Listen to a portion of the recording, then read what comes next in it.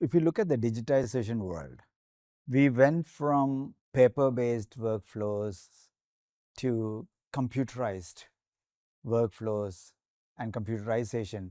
But in that transition, remember, in that transition, we also readjusted our way of doing things. As an example, if in the paper world, I could have a degree certificate and I could literally show that certificate to my, let's say, employer. And employer looks at it, and there are some methods to say if it's genuine or not and verify, and then accept. Literally, instantly, right? There is no systems involved because it's pre-computerized in a paper world. Same thing happens to money. I would carry a dollar bill or a actual currency note, and then if I pass it on to you, you look at the currency note and accept, and that's it. It's done, right? The transaction is pretty much done. But when we computerized it, we actually represented all these resources in the database of some other system, not with me as a user anymore. My degree certificate is in the cloud, something else in the cloud, money is in the bank, all digitally. Now, if I want to transact something with you, it gets harder because now to actually transfer, which was much easier if I passed on the dollar bill to you, you just got it. But to transact money to you, it's much harder because I need my app and my bank, and they all have to integrate with your bank and your app, and eventually somehow make it happen. It's just complex in one sense. So a lot of agency went away from individuals. All this is in the internet era or early digitization, computerization era. Then we had a smartphone moment. We started seeing in some sense, agency coming back to the user, at least in the user interface front, right? In the sense that you gave self-service apps to people, self-service mechanisms to people. And today, like my daughter wouldn't walk into a branch and write a, check or anything. Everything is on a mobile, at her pace, at her time, whenever she wants it. So you gave a lot of flexibility for interactions in that agency of that interaction, when to do what, when you want to do it, how you want to do it, into you, because you now hold a computer in your hand, which is a phone today, a smartphone, computer in your hand, into which my apps can be held. So it's a very interesting transition that went through. But what is happening with intelligent era is even more crazier. And in the app world, in the digital world, you had super apps or big apps, and maybe let's say you want to book taxi, and then you'll use maybe 2 apps at best, maybe 3 at best. Or you want to book a flight, maybe 1 or 2 apps. You want to make money transfer, maybe 1 or 2 apps. And typically sometimes you have a super app you love that super app, and you can do more things than one thing. That's about it. So you had in the app world few apps who dominated the consumer attention and consumer, and hence entire world of innovation was to acquire customer. So the customer acquisition, monthly active users, weekly active users, all became a metric, an investment metric, to know how well you are capturing that attention and holding the customer to your app. And because human beings were interacting, human beings like us were interacting with the app. And the provider of a service, let's say you want to book a cab, you have a driver nearby or a cab nearby, or you want to book a homestay. The app, because you had to come through an app to begin your intent, discover a homestay or discover a taxi nearby and book, the more and more control or the power was vested in this app to show it to me or not show it to me. So this app decide to not show few homestay, you will never know that they even exist there. So your window to the world, to the available resources and available options were throttled by two factors. One, my own time, because human beings don't have that many hours. So I'm quickly trying to figure out, and I can't deal with a million options. So I can only deal with 2 apps and maybe a few options. So the options were very narrow because of my lack of time and lack of human beings had to manage that options. That is one factor. And the second factor, the window to the world, the app provider decided what to show. So these two factors were a norm in the pre-AI world. Biggest shift that is actually happening in the AI world is the unbundling of all these notions that you humans have to do the work, and hence time limited, options limited, my mind space is limited. And the second factor, that I have to go through an app, and app is my window to the world. Those two notions are being unbundled completely. In the agentic world, you could imagine an agent doing that work for you while you are asleep and literally looking through thousands of options, hundreds of options for your travel plan, and probably even negotiating on your behalf, of course, within the contours that you define, and then come back with present you an option when you wake up and saying, here are the options. What do you want to do? Do you want to proceed with one or two of them or not? Now, this sudden abundance of agentic, their notion of time, agents can do things in milliseconds. Humans can do it in seconds, 1,000 million times more abundance of time and computing time available to agents. And second is that agents are not restricted to one app to find it, because it's your agent. It's not somebody else providing you that. Your agent can literally crawl and discover other agents and negotiate and find options for you. Now, this extreme unbundling is also combined with another AI driven transformation, which is abundance of app creation. In the sense, today's world, creating an app or creating a custom app or a custom UI is literally a few hours of work, and it's only going to get faster. I mean, you fast forward 1 or 2 more years, what happened in the last 6 months, it'll happen 5 times more, non-linearly. So that means we could end up with, you creating literally your personal agents, travel agents, and your scheduling agent, and your contract negotiation agent, and your entertainment, agents, or whatever you wanted to create, and you would create them. That's a very interesting way, right?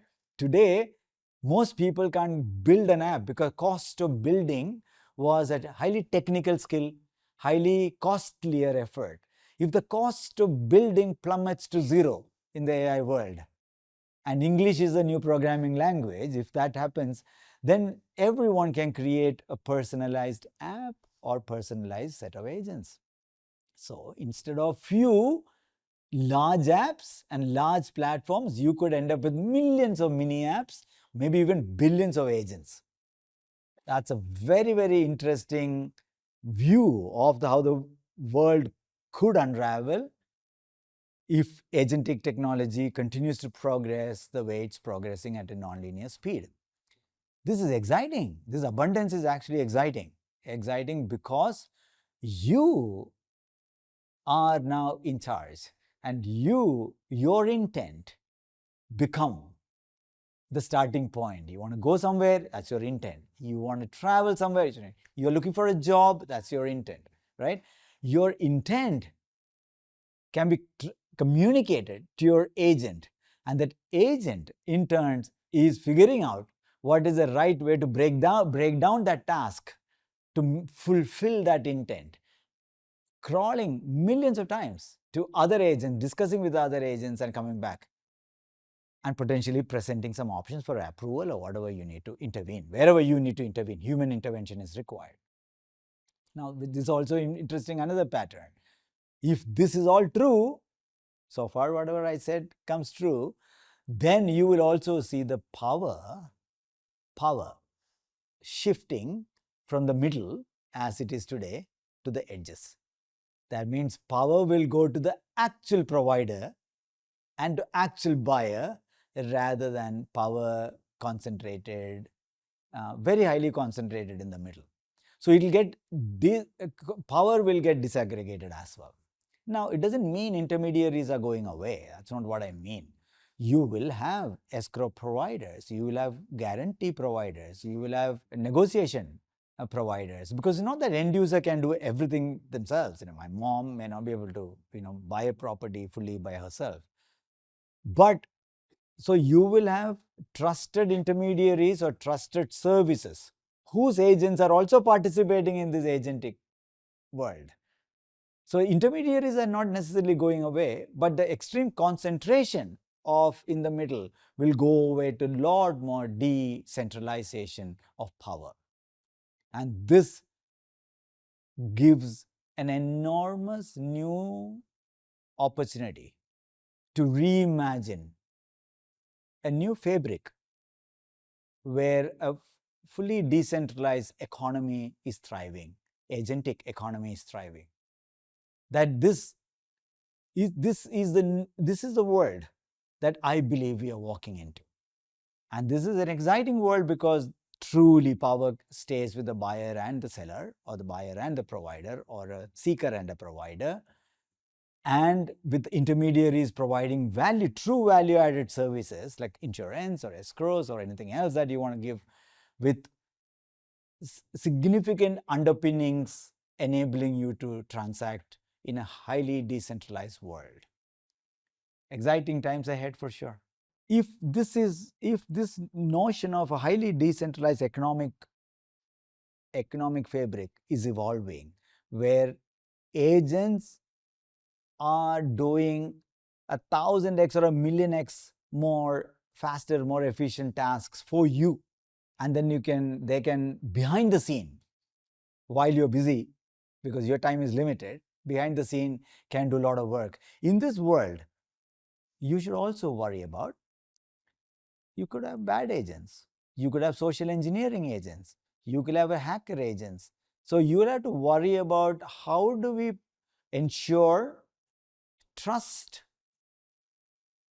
Very, very important. Trust.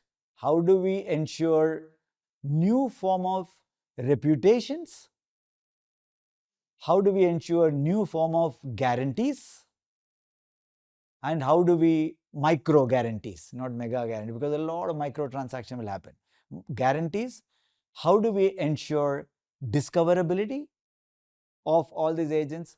How do agents then negotiate, contract, fulfill in a well-defined manner on your behalf?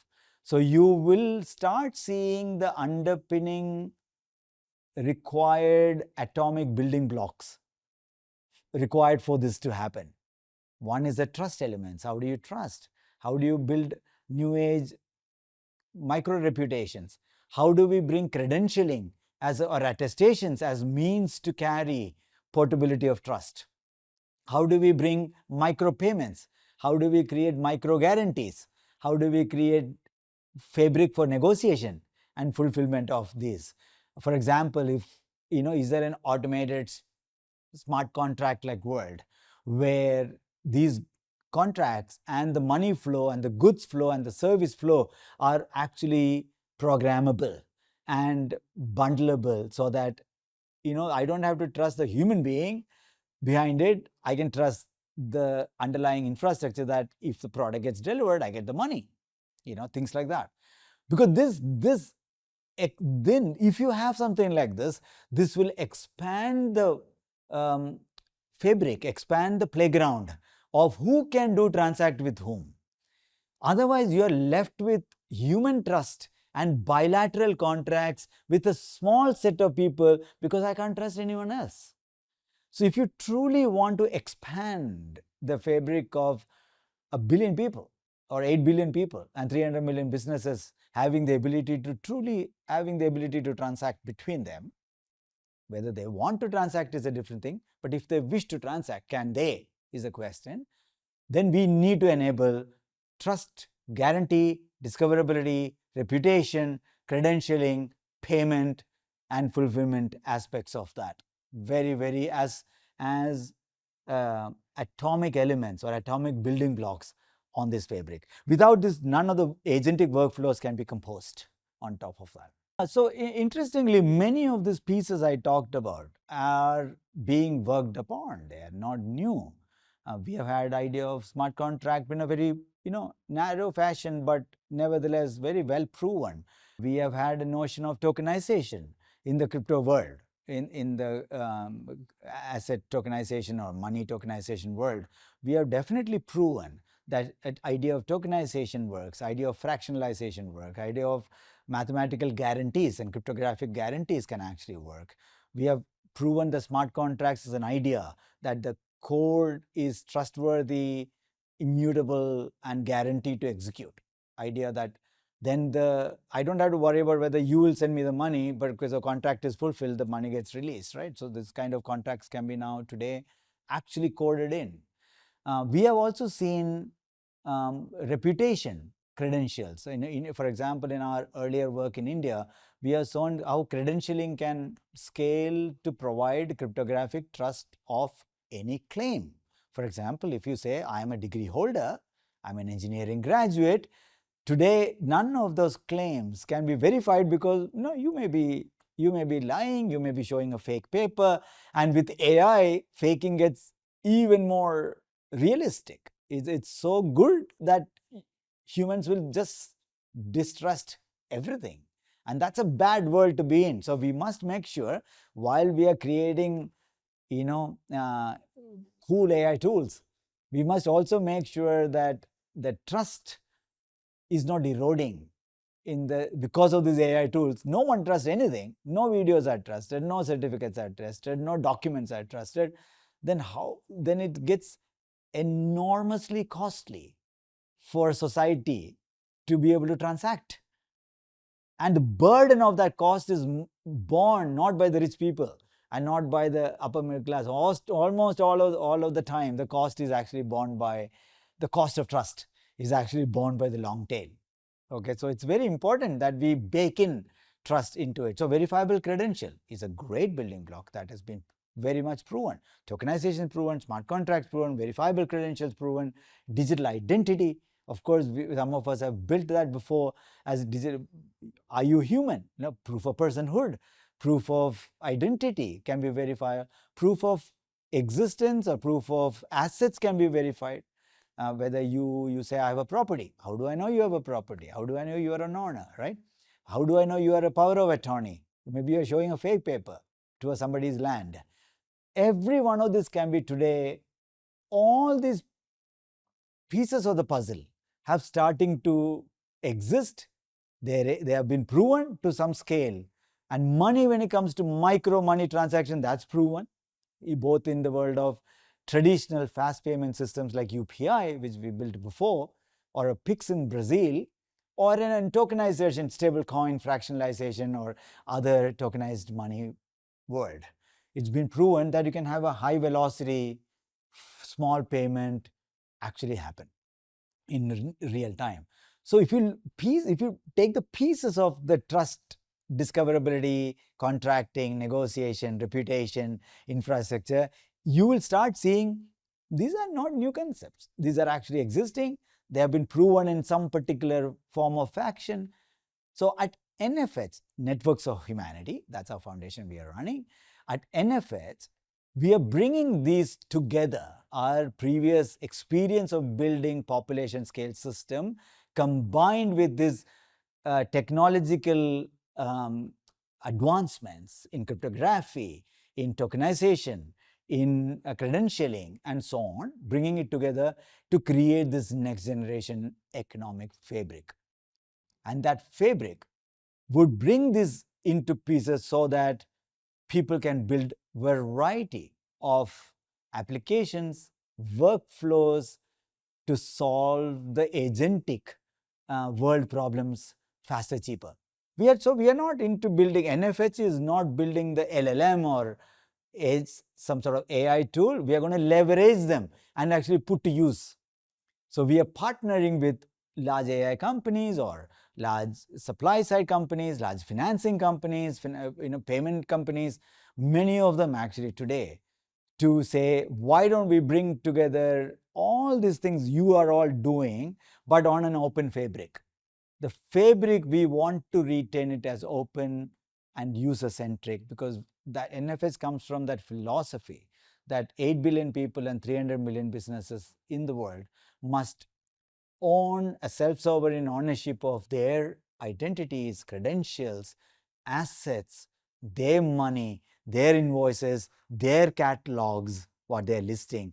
And once they have, imagine they can have their own agents in the agentic world, then we are truly empowering the edges. And that is what NFH is trying to do. That you need this fabric of economic fabric where these components of trust, reputation, credentialing, rating, contracting, and negotiation services need to be offered as a programmable building block, so that you, if you are an innovator, you can compose a workflow on this fabric to create the next generation flow of value between anyone. Message for the community, message for all of you is that while these components exist, while these technologies have been proven, while we have built, some of us have built really population scale, billion people plus scale systems before, an effort like this cannot be contained or done alone by a small team of people. So there are two types of partnerships we seek all the time. One, partners who believe in this vision to join to build the fabric itself. An open, truly decentralized, user-centric fabric that allows the imagination, what we just spoke about. Second type of partnerships are partners who are doing business. If you are an innovator and if you want to run a new type of app and if you want to disrupt your neighbor or previous company and you are imagining a new way a property transaction can happen or a money transaction can happen or a cross-border vouchers can be given, gift can be given, anything you are imagining, you might want to build it on top of the fabric. In that case, you get natively agentic transaction fabric pieces of the puzzle as a programmable building block for you, so that you can build this faster, cheaper, and go to market and disrupt someone else. So we look for both innovators to build with us and of course partners who can support the creation of the fabric itself. And we will work with universities, we will work with policy think tanks, we are working of course with multilateral development institutes, we work with governments, and most importantly, we work with the market. And we believe entrepreneurs and market will have the most natural incentive to actually do the hustle and actually make the transformation happen in an affordable, equitable way. So do join us.